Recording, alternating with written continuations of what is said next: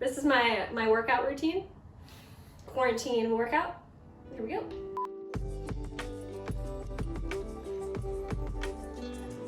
My name is Riley Gallagher, also worship_Riley on the gram.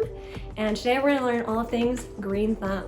I have been working with plants for a good part of my life, about 10 years, and I now work for a florist, Foxwater Farm, that I've been working for almost 2 years now. Today I'm gonna be teaching you 3 different things.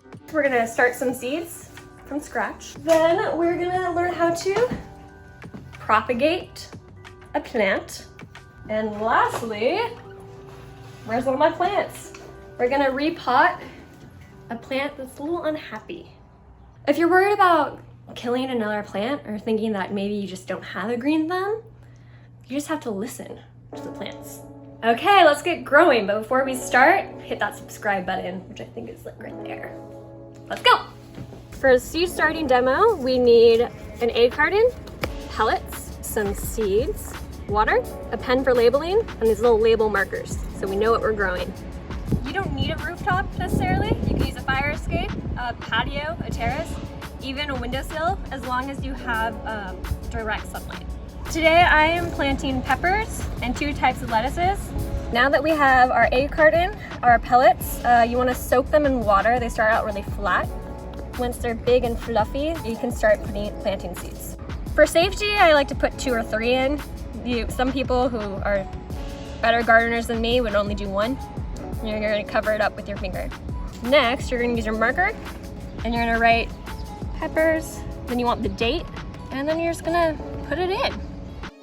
Okay, so after you have everything all planted, you want to give it all fresh water. You can reuse your watering jar, if you will.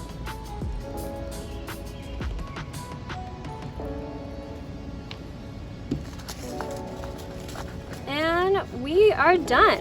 So this is what we did today. It doesn't look like much, but behind me I have a tray of microgreens right here.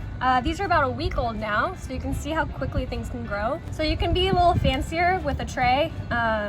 You could buy at any hardware store, or you can be thrifty. This is really a great option for anyone who only has a small area to grow in. Here is my plant collection, at least some of them. A great thing to have is a mister. Where's my mister? Between plant waterings, plants like humidity, just give them a nice mist. This is off. Turn it on first.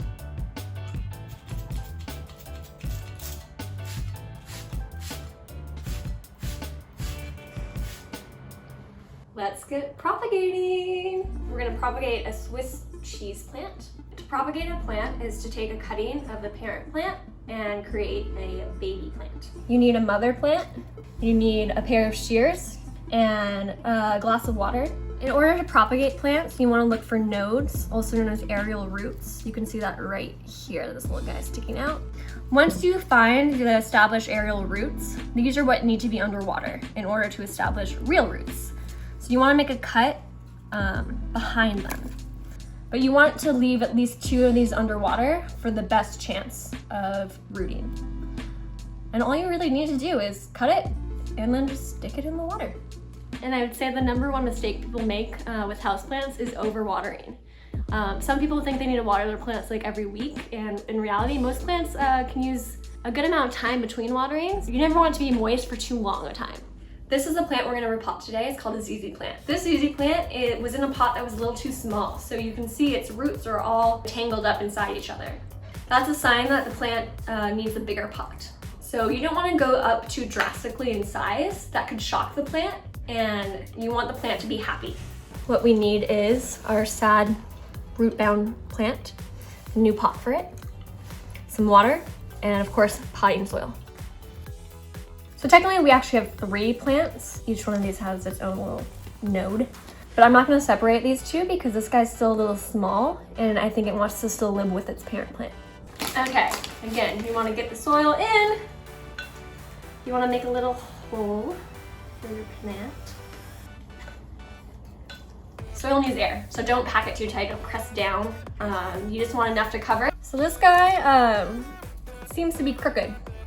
And aesthetically, I want it to be straight, so we're gonna use chopsticks to stake up our plant.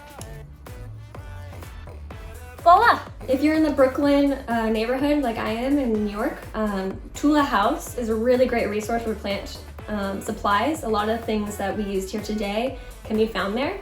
And they're also offering contactless curbside pickup. And I think some delivery options as well. Why should you have plants in your home? It brings life to a house, and it really does like make the air quality better, and it's easier and cheaper than a dog, even though I wish I had a dog. They're great companions, I think, and really wonderful. They make a space a home.